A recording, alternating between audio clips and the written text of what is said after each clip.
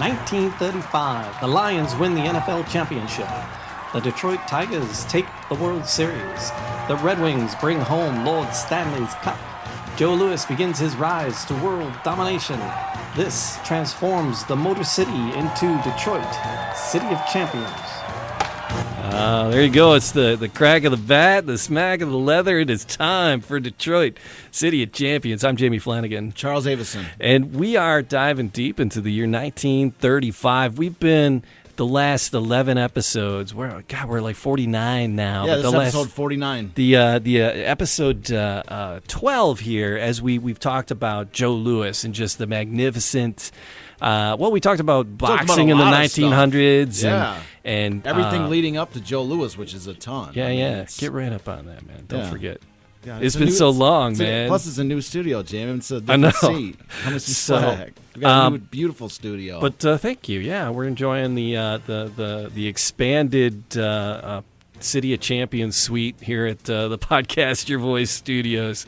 Enjoying it. And but like I said, we were talking about Joe Louis over the last 11 episodes, and there's still so much more to talk about, and we're going to have some exciting stuff. So we're quite possibly at one point have JoJo on to chat with us. We're really hoping that'll happen. His son, Joe Louis Barrow Jr., the second. So we're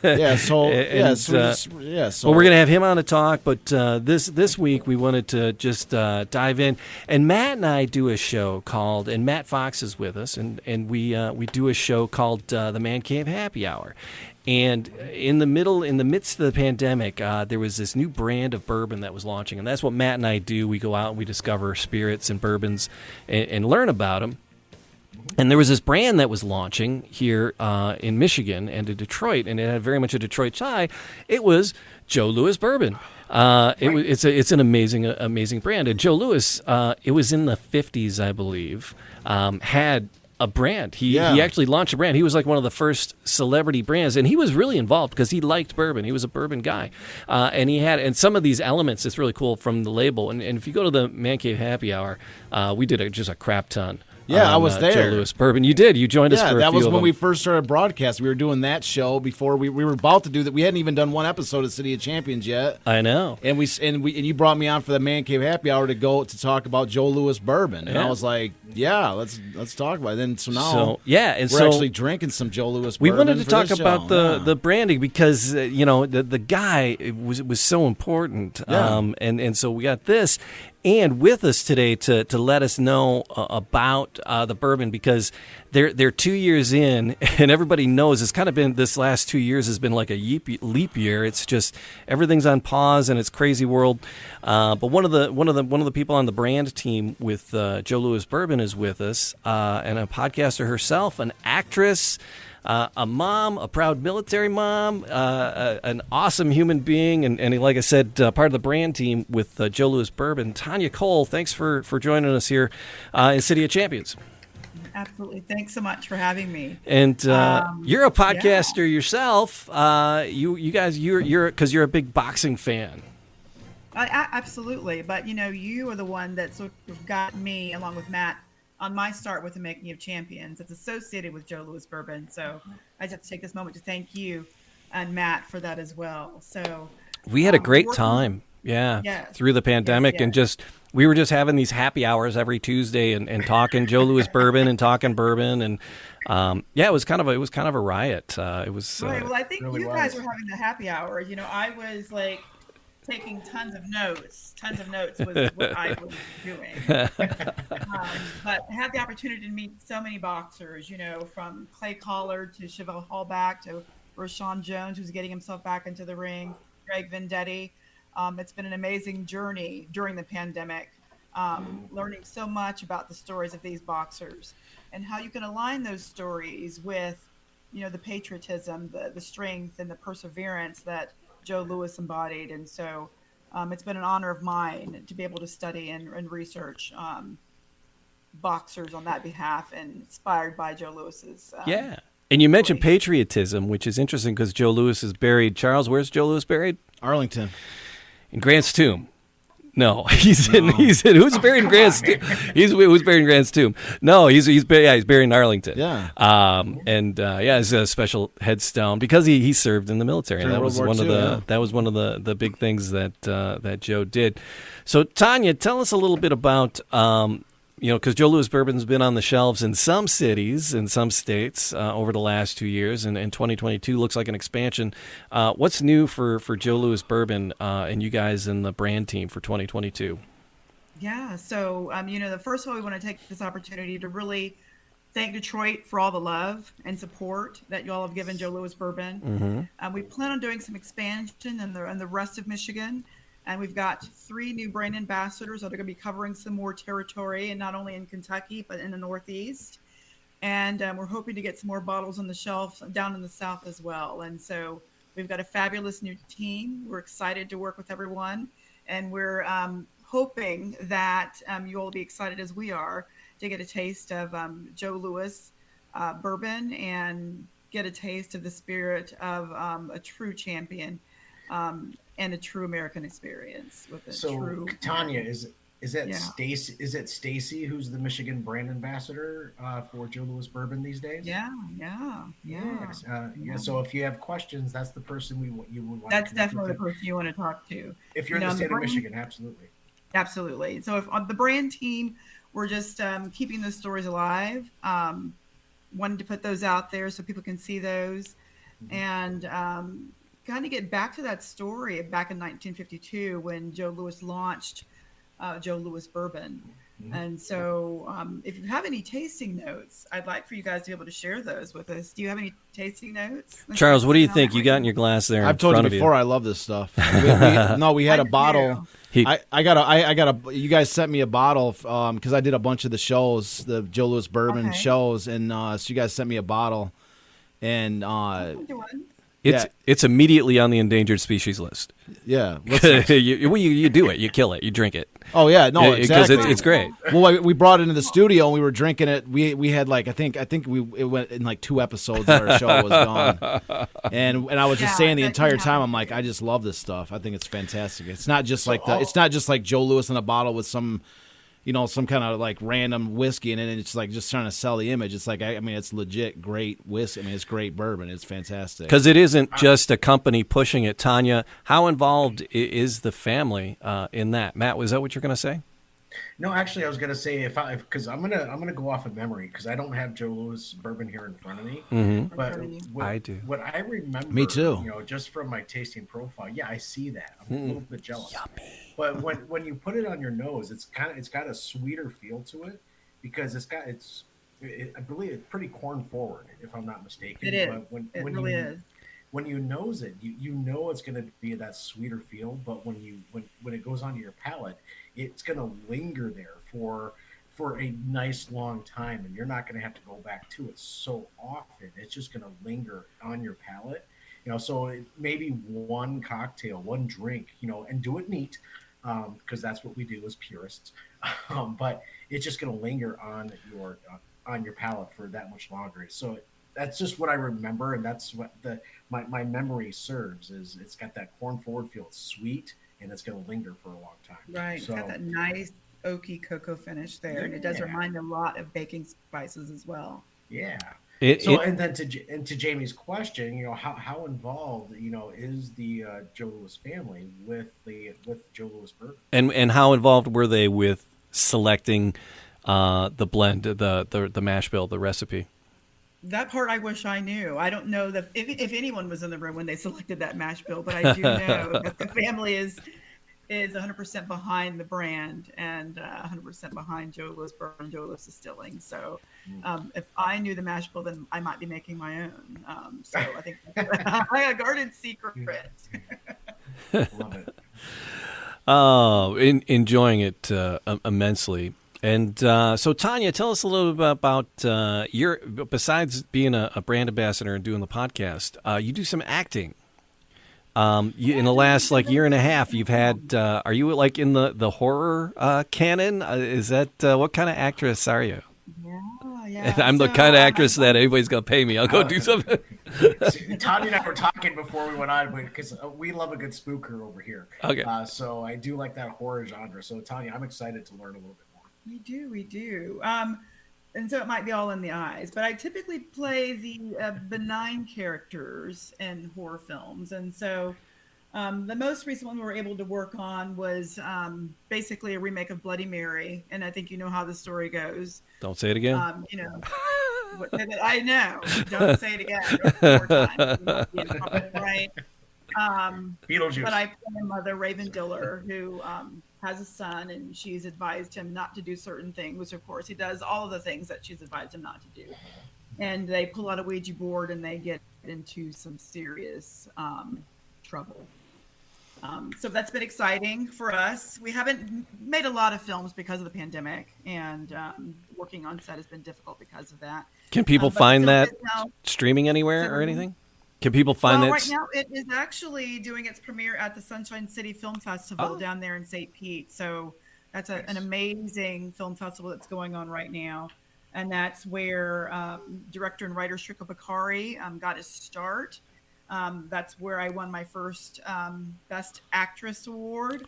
And so we have a lot of love for our friends down there at the Sunshine City Film Festival. So again, it's Bloody Mary. If it does come out, it will be on more than likely the On channel, which I can't say that officially, but that's where you may find it once that's released. All right. We'll check back in with you on that. But talking about the Joe Louis Bourbon and coming to town, they're trying to do another launch here as hopefully the next wave slows down a little bit and we can celebrate Joe Louis in town a little bit and celebrate the bourbon and celebrate with the bourbon. Hopefully you can make it to town, Tonya. I don't know if you have Detroit on your itinerary or not, but you definitely got to let us know if you hit the city, and we'll. I always have travel in my itinerary. You know, if somebody says let's go somewhere, I'm pretty much there. Oh, awesome! But I hear it's kind of cold up there. It is very cold. So yeah, it's all right. It's Come on. This is Michigan. You're a Michigan dude, man. Yeah. It's nice. I like this weather. It is. But what do you guys have going on in Detroit? So Matt and I were JoJo. We talked to him, like I said, during the Man Cave Happy Hour, and just such a nice guy. And like I said, we're going to try to bring him in to share stories about his dad. And he launched a restaurant downtown Detroit, right in the News Center area, right by the Fisher Building, for people familiar with the Metro Detroit area. And it's the Joe Louis Southern Kitchen. And Johnny, that was Matt and I with Johnny there on the opening day. And they stuffed us with food. Unbelievable. And there's a lot of care went into the creation of this first outlet, and they wanted to do things to respect Joe and to bring his family and the cooking and the food to life. Just some of that down south cooking that they brought to Detroit with them, and as he was growing up and the kind of foods. Although, Charles, I think we talked about he ate a lot of hot dogs when he was a kid. Wasn't that something that we talked about? Well, they said, they had no money. They had no money. Yeah. So they had no money. They said, I read, I think it was Richard Back's book, where it said, like, when Joe was training originally, like when he was in the amateur ranks, you talk about like boxers a lot of times, like, they got to eat steak and vegetables and salads and all this stuff. They said Joe was raised on a diet, he was eating hot dogs and ice cream was his training regime. Yeah. And so, it wasn't until he became a pro and started making some money that they really, he started getting financed just before he turned pro, and he started eating a lot better. But originally, they had no money. Yeah, it was the Great Depression. Yeah, and it was the midst of the Depression. But the Joe Louis Southern Kitchen, they really bringing the family recipes together and the things that they used to do down south and things together, and they really brought these things to life at the restaurant. It is amazing. If anybody rolls through the Metro Detroit area, it's definitely something to take in and enjoy. Something that sticks in my mind when we were there for the grand opening is that you're sitting there and it felt like a very wide open environment. On the walls, the picturesque view of the house and the car, but in the restaurant there was an actual porch and a house that it was a replica of his mother's porch, because that's where they always had food and dinner, and Uncle Frank and and company would be there, doing their thing. At the restaurant, they got a replica porch. Yeah. There's like a little portion of it. Yeah, Cool. it's great. Yeah, it's wild. It's such a fun little spot. It really, really is. It is. Yeah.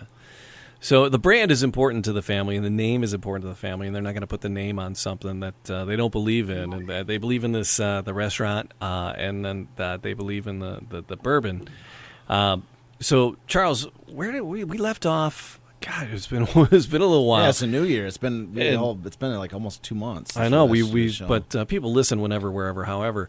I know somebody that just listened to show by show. They don't know that it's been like 2 months since the thing was released. I know. Especially if they're binge listening to 49 episodes. they're just ripping right through them. Right. So, but what do you got? You had a couple ideas. There's a couple things you wanted to share about Joe. Well, I just some of there's. There's a lot we've shared, talked about. I just had a couple of kind of quotes that I just thought was kind of cool about just kind of him as a guy, right? Well, kind of just the impact kind of that he had on community around him. Mm-hmm. I just thought they were kind of cool quotes. I was like, sort of sifting out of the books.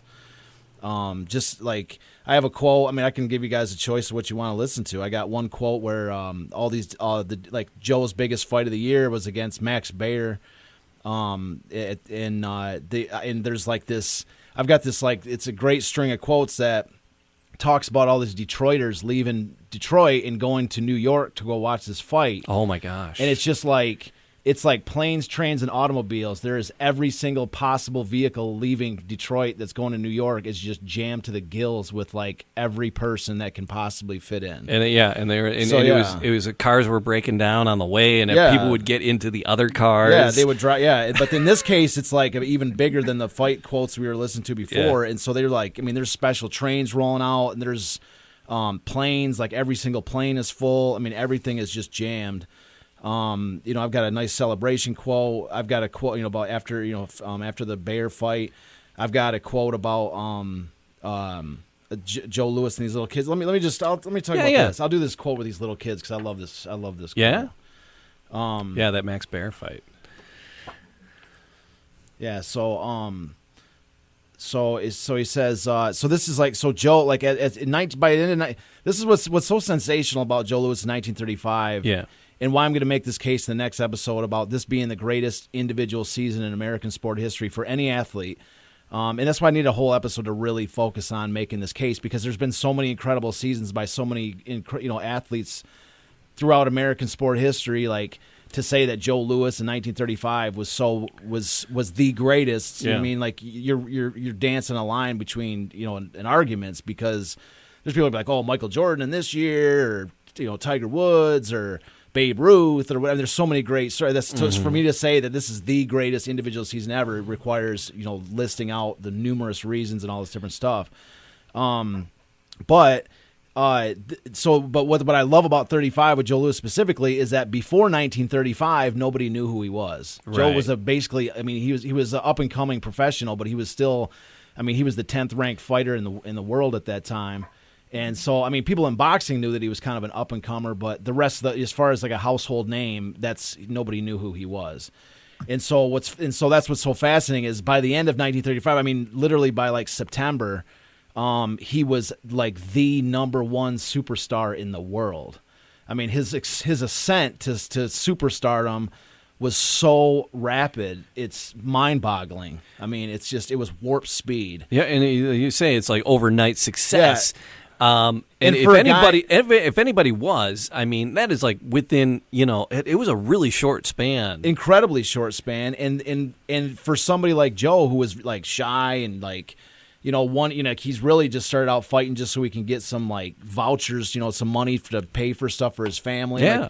Like, to go to the level of superstardom that he did in such a short amount of time. One of the things that's like really never taught, maybe never explored is, just how amazing it was that he was able to handle such a level of stardom. Like, what prepared him for that? He's in, in his recollections, he's talking about, is like, when he grew up in Alabama, his childhood memories. He's out in the middle of nowhere. He's raised in the foot of the Buckaloo Mountains in Alabama. Like, he's like, no, to go from that and then just like a year, he's just like literally the idol of millions. is just incredible. And that's what, one of the components. So I got a couple quotes that kind of illustrate just, like the kind of impact that he had, just in his community. Yeah. And so, the first one I've got, which is kind of cool, is this is just him going to church. And this article is dated September 30th, 1935. And so this is him. This is him and his new wife at the moment, Marva Trotter, and his mom just going to church. They were just going to church on Sunday. And so here's the quote right here. So this comes out of the Detroit Times on September 30th, 1935. So 2,500 people jammed the little church at Clinton Street and Joseph Campow Avenue, which is modern day Calvary Church. And it's every hall and room until another person could not be squeezed inside. 5,000 more patiently stood outside several hours to get a glimpse of their hero. Thunderous cheers shook the church walls as Joe Louis and his bride entered, 4 policemen in a flying wedge clearing a path through the crowd. Joe wore a gray suit of large plaid checks. His shirt was dark brown, so was his tie. He was deadly serious, as usual. Marva, smiling vivaciously, wore a smart black dress adorned with a corsage of 3 gardenias. Around her neck was a large silver fox piece, and on her hand glittered the 4-carat diamond engagement ring and diamond-studded wedding ring Joe gave her when they were married the night of the bear fight. With them was Joe's mother, wearing a bright brown dress. Joe's entrance broke up his own party. Photographers' lights started flashing, and the crowd got down off the pews they'd been standing on to cheer and surged forward. Roxborough pleaded in vain for order. That's him just walking into church. On a Sunday. That's paparazzi before paparazzi. But these are all people that love him so much Yeah. that they're like, we know Joe goes to Calvary Church. Yeah. Let's all go stand outside who's to say these people weren't, they don't talk about the backstory. These people might have been waiting all night to get into that church just to get a glimpse of him going to church. That's how big he was. That's one thing. So here's another little thing that kind of illustrates him in the community. So Joe is, so this one comes out, this is from December 21st, 1935, and this is from the Detroit News. So Joe isn't very good at making speeches, but he had to say something when he presented his gifts. You want to fill these up and keep them filled, Joe said. That's what I'm trying to do. To each, he handed a small savings bank with the help of his bride, slipped a little starter 3/4 into each. Joe understood why these 150 youngsters ran so fast, clutching the banks close to show the folks at home. It was a big moment down on Chestnut Street. In essence, what he had done is he had started 150. What he did was he had little envelopes started with bank accounts. They were all started with bank accounts. They had like a bank account slip, and he gave each envelope had the bank account slip with the 3/4, and the kid was supposed to go start a bank account with those 3/4. And so he just handed out these envelopes whenever there's a bunch of people gathering. And so this is just a random day. Like all these kids sort of gathering around him. He's just handing out envelopes like he's like Saint Nick. And he's just handing out these little. And they're like in 150. They're just walking down the street. 150 youngsters ran so fast, clutching the banks close. 150 kids. Yeah. This wasn't some pre-promptu gathering. They're just walking on the street. 150 kids just swarmed him, and he's like, "Here you go, take these 75 cents." And then you thought 3/4, whatever. But in the midst of the Depression, or right at the tail end of the Depression, those were value. But I'm saying even it's still probably like the value today of like $5, $10. It wasn't anything massive. But what I'm saying though, it was something, and it was something to get him started on something. Like Joe gave me these 3/4. Right. Joe started. I started my bank account because of Joe Louis. Like that. Like those are just little glimpses into like his everyday life, like every single day. And it's like Charles, help me remember. Wasn't it? Didn't Joe's mom think he was doing something else other than going to boxing classes? Yeah, originally originally he started out. She thought that Joe had some musical aptitude. Yeah. So she was paying for him to take violin lessons. That's what it was. Yeah, and I have a screenplay for this. I have a screenplay for a movie based on all this, and that's how I wrote it up in the screenplay is when Joe's training in the beginning. his buddy's like, hey, you ready to go to violin lessons? And they're like joking, and like the viewer of the movie kind of knows the joke because they know that Joe's not going to violin. So he always carried a violin case, and that was like one of the kind of the opening scene, like one of the kind of opening bits of the Joe Louis segment of the film, because it's a 9-part miniseries. And the first 2 episodes are Joe Louis, and so like the one of the big, like the early moments of the first episode is like he's actually got his violin case. And when he gets to the gym, when he gets to the Brewster Recreation Center, he opens this case, and then there's 2 boxing gloves in it, and then he puts them on, and it's kind of like the big reveal where he's like, he sets it down, and because his buddy's like, hey, you ready to go for violin lessons, and then like and then it's when he opens the glove, because that's what man, exactly, that's where he that's his mom thought he was going to boxing lessons, and I wrote that into the screenplay too, is when his mom finds out, because in real life his mom eventually found out, and what I wrote into the screenplay was a scene where he like finally had to admit to his mom that he wasn't playing to go. He was spending the money at the Brewster. I wonder if she ever asked him to play. I wrote that into the screen. I wrote that into the screenplays. Then your parents were like, "So play this for me." Yeah, well, I wrote that into the screenplay too. Is that whenever there's something going on, because in the movie the family is really involved with the story. And so, whenever there's something, everybody's all excited about something, Joe breaks out a violin and just butchers a song, and they're all like dancing to it and everything. But that's how I wrote that into the screenplay too. That's like some of the lighter moments. Is they're like, Joe, get on that fiddle, and he's just killing it, just butchering it. But there's a scene in the movie I wrote too where Joe finally has to admit to his mom, and he's like all kind of worried, and he's like, yeah, Mom, I'm not taking violin lessons. She's like, Joe, you think I'm an idiot? She's like, you won the Golden Gloves in the city. Like, you think I'm an idiot? Like, I know you've been using my money for boxing lessons. As long as you're happy, you're my son. I love you. Like, that's how I kind of wrote this scene. But then Charles, fast forward to what you were just talking about, where he would give the little bank slips and let these kids do what they're going to do with this 75 cents or what have you, and they're going to go out and figure themselves out just like he had to growing up. Yeah, he wasn't like giving them like $1 million, like $100 each. He was like, he's not, he was, especially when it's like he was making all kinds of money at that point, but he can't just like, here's $1 million to go do whatever. Like, he's going to plant some seeds. He's going to see here, start a bank account, that's how it all gets going. And so, just like, that's what he was doing. And that's what, he was being productive with and that's what I wrote about it consistently in the book, is like, that was, I call it a champion in your midst. Is like, he wasn't just like a guy that just fought inside the ring and then outside of it, he was just like, everybody get away from me. Let me spend my money on, living like a hog and just like at the top of the heap or whatever. Like he is the ultimate example of giving back to the community. Like, he gave it. He eventually, when you read about his later life, like he gave away so much money, and he used so much of his money to he lost a lot of money, like setting up friends and businesses and doing all this stuff for all these other people, and he owed so much money in back taxes that, from just because he's, it wasn't like he spent a lot of money, but one of his, he always talked about how golf was like, he lost a lot of money, like, gambling on golf and stuff like this, but he wasn't like just burning his money on stupid. He was actually legitimately trying to help people all the time. And so he he legitimately gave back to his community, like consistently for his entire life. And he threw himself into the party, and people just loved him. Matt, you had that picture up there a second ago, and that was his arrival in New York City. Yeah, that's one of the greatest photos ever taken in the history of sports. That's when he first arrived in New York. That was his first, before the Primo Carnera fight.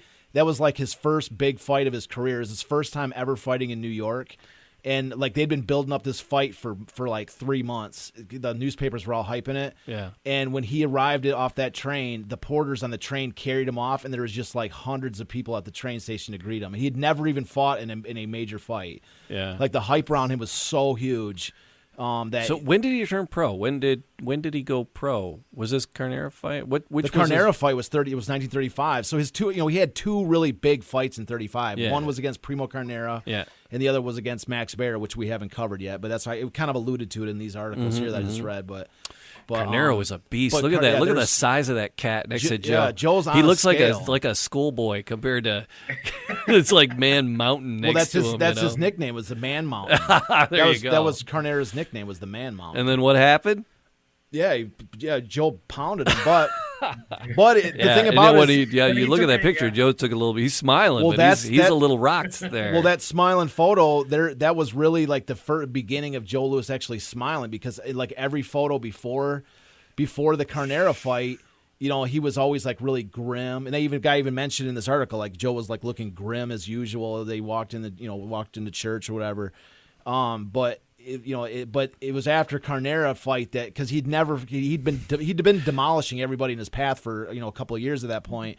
But against Carnera was a former heavyweight champion of the world, and he also outweighed Joe by I forgot what it was, like 60 or 70 pounds. Jesus. I mean, he was literally a giant of a man, and he was a former heavyweight champion. How do you so Tonya, you know a little bit about boxing, and it's like, so how does somebody is that the right weight class? Should they have been heavyweights open class? Heavyweights, once you're in heavyweight, you're in heavyweight. Is that it, Tonya? Yeah. That's so there can be like a 60-pound disparity, and there could be a 100-pound. You could fight like a sumo wrestler or something if you want to. Yeah, that's nutty.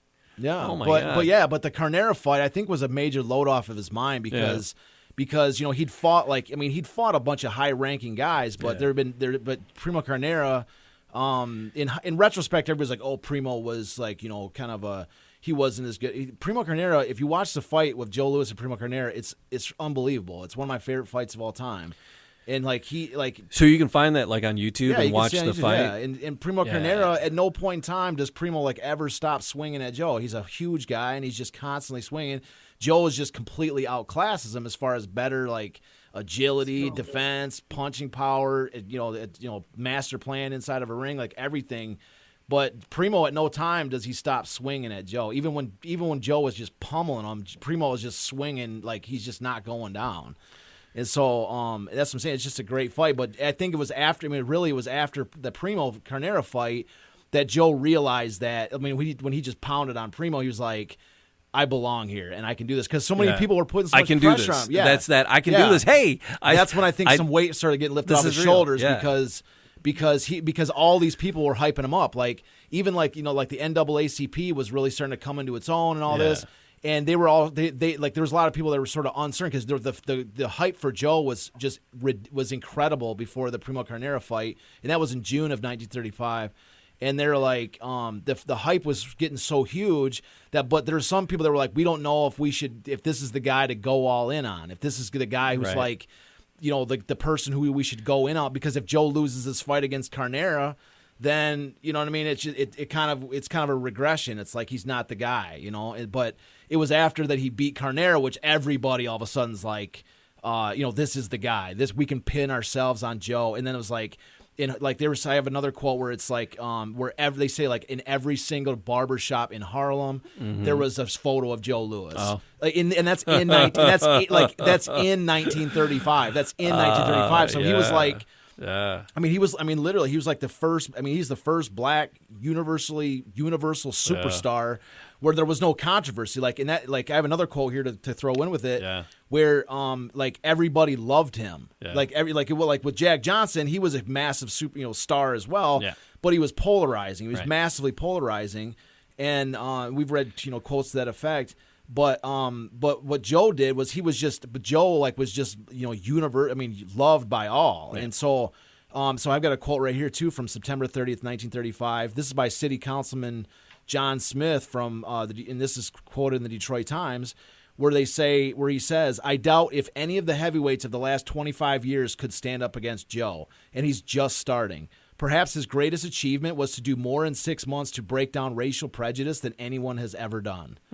I mean, that's a city councilman from Detroit. Mm-hmm. So I mean, these are just kind of things that tie into the argument I'm going to make, about Joe, this individual season being just the most incredible individual season ever. But but I mean, like I say, it's just kind of showing, so this was some of these quotes I wanted to kind of throw out there. And you talked about the screenplay, because you wrote a screenplay. Tonya, you might be interested in this because Charles, he has got this amazing screenplay written, completely fleshed out. It's like written 800 pages screenplay. That's been a year writing it. And it covers the City of Champions story. It covers a lot of the different champions, the Tigers and the Lions. It can and the be. Red It Wings. needs to actually be expanded because there's way more other subject matter I can put into it. But And it's then fully fleshed out. There's a whole episodes dedicated to Joe. Two episodes. So there's The two first two, two of the 9 are dedicated to Joe, and it's interesting. And you say how beloved he was.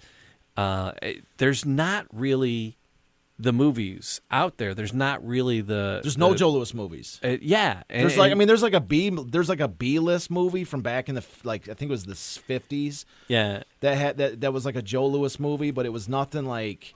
There's not, it's and nothing. because I've it's watched like it. It's what not when you that- think it's of not a really boxing great. movie, Tonya. What are the like besides Rocky? What's like the boxing movies? What are There's some of great boxing what movies. So Like Ali got his own treatment. Ali got his own treatment. and what I'm alluding to is the Cinderella Man. Cinderella Man's a big movie, absolutely. Right, and that was like, and that was such a small thing compared to the scale of what Joe was, And that happened in the same year as Joe, right? 1935. Yeah, Cinderella Man happened in 1935, and it was nothing compared to what Joe did that year. It's like so, Tonya, but Charles, your trepidation in releasing this. What's that? The screenplay or the movie? Your screenplay. Because he's afraid that people aren't going to respect it the way it should be. Oh no, yeah, no. What James? I haven't shopped it. I haven't shopped it. I haven't shopped it to anybody. I know one person like in Hollywood that could maybe shop it to, but I'm like, I don't know him. It's like a kind of a connection, I guess. But the fear I have with the screenplay is like I've seen what Hollywood does to movies. Like to screenplays and how they take them and they're like, they demonize good people. They make good people look bad. Like they just like there's the screenplay and then once it gets sold, like the actors make it their own, the directors make it their own, the producers make it their own. They by the time it actually gets to the screen, it just basically served as a framework. And this story of the City of Champions. It's got Joe Louis, it's got the Tigers, Lions, Red Wings, all their championships and all this. This is the greatest sports story ever told. You've got. I heard that Spike Lee was wanting to do something on Joe Louis. I had heard that too. Yeah, I had heard that too. But it was what I had also heard was that the Joe Louis. That's why I was going to plan on asking Joe. Is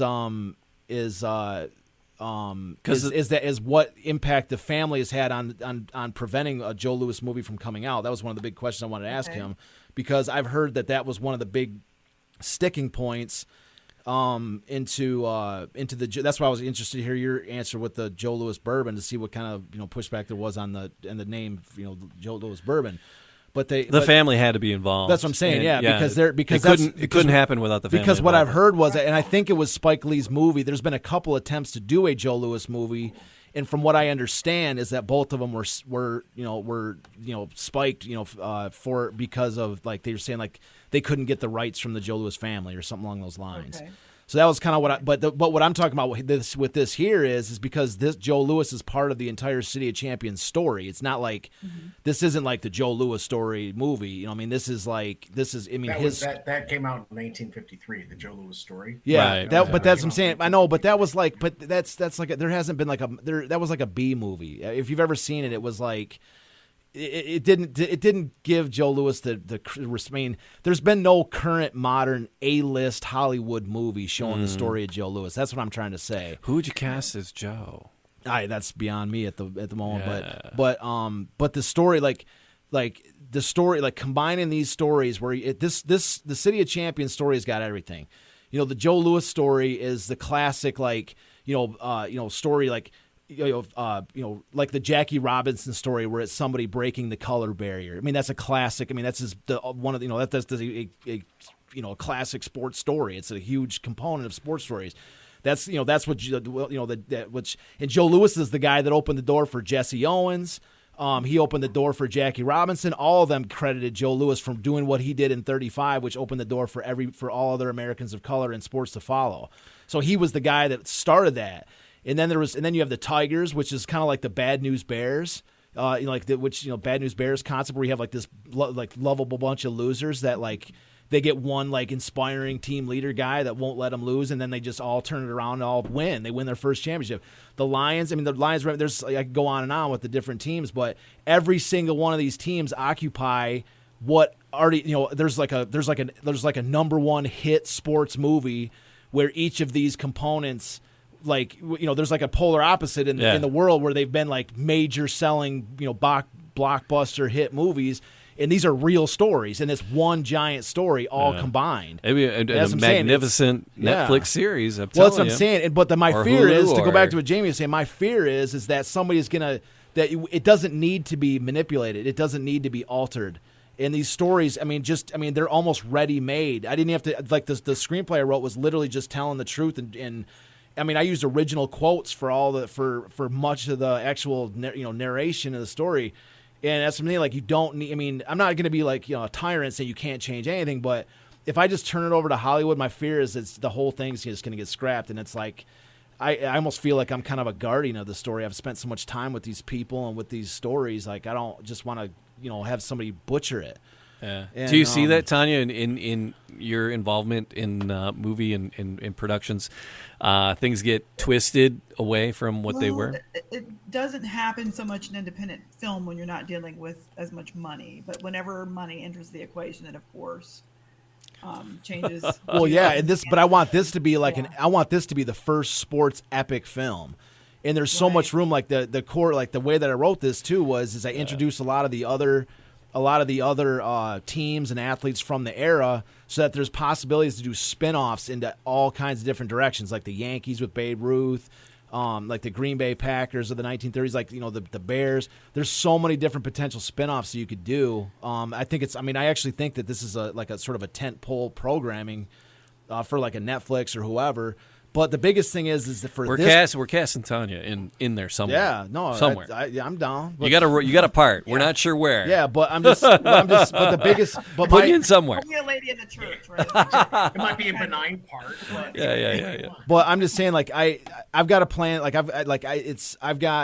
So I've just been holding back on it because I've got some other projects in the works, which I'm actually optimistic that some of these other projects will bear me enough fruit that I might actually have the possibility of financing this movie myself, or partly financing it, or at least having enough money that I can maintain control, that I'm not like have the itch to like somebody goes, oh, here, I'll give you $1 million to sell. So I'm like, $1 million? I'm not selling for that. Like I can tell them no. Like right now, somebody's like, hey, I got $1 million for you to sell. I'll be like, maybe, okay. Maybe. Okay. I don't even want to be tempted, so I haven't even really been shopping it just for the fact that I'm looking for a way to, it's controlled by me now because I wrote it's copyright protected. Anybody that tries to take the concepts that I use for this screenplay, or I've already I put this out to the public already. It's copyrighted by me. So mine, back. What? Mine, back. No, I'm just. I thought you said Mike. No. Mine, back. Well, I'm trying to protect it. No, absolutely. I don't want to see somebody turn into some crap You've put film. so much time into these books and so much time into these stories that like you said, you've said that you're the guardian of these. I feel like I'm the guardian of it. That's why I love integrity. I love hanging out, Charles. I love hanging out and having me you too, tell man. me these stories, because it's just they're so rich, and it's we're just pulling the voices from 1935 and bringing them back alive, because people have missed it, and people have missed the story. People know Joe Louis and they're aware of Joe Louis, especially in Detroit. But here's the thing. I'll push back on that a little bit. I think they've missed it. I'll push back on that a little bit because if you ask the rank and file person who Joe Louis is, that you may get that he was a boxer. Right. You may think they may even say he had something to do with hockey because the hockey arena was named after him. Wasn't he a hockey They'll player? know about Joe They Louis got the Fist. hockey They'll know place about there. Joe Louis Fist downtown. Yeah. But the story of Joe Louis has been virtually forgotten. The rise of Joe Louis, the people will know about the 1938 story with him fighting the Nazi. That's the number one thing that anybody ever talks about. So that's why they kind of know he's a boxer. Yep. Yeah, and then they'll say, when I say Max Bayer, they'll be like, "Oh, the Nazi." They're like, "No, that No. was 1938." You know what I Yeah. mean? Like, there's no context for why that fight was so big. And so, in everything he did in 35 was the year. Like, that's what I mean. Like, Right. like, and it's this case with Joe Louis where his signature moment of 1938 against Max Schmeling was so big Right. that it overshadowed like everything he did before. And everything he did before was amazing, as amazing as anything else he ever did. And so it's like, that's what I'm pushing back a little bit, is to say, like, that's why there needs to be a Hollywood, like an A-list movie to show just how incredible this man was. Important. And how important he was too to our That's what I'm culture saying. and That's what I'm saying. I'm going to make a case in the next episode to say that 1935, despite the fact that nobody's ever, I mean, even the HBO documentary on Joe Louis, there was an HBO documentary, and they spent like 5 minutes talking about 1935.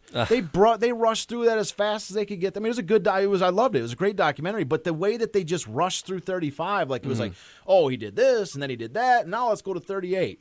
Yeah. It's like, if you actually, if you slow down for a second and look at what, what it took for him to climb from anonymity. 38 wouldn't have happened. 38 it would have never Without happened. 35. Yeah. And there was a million things that led up to 38. And it wasn't, I mean, there was a million things to led up to that.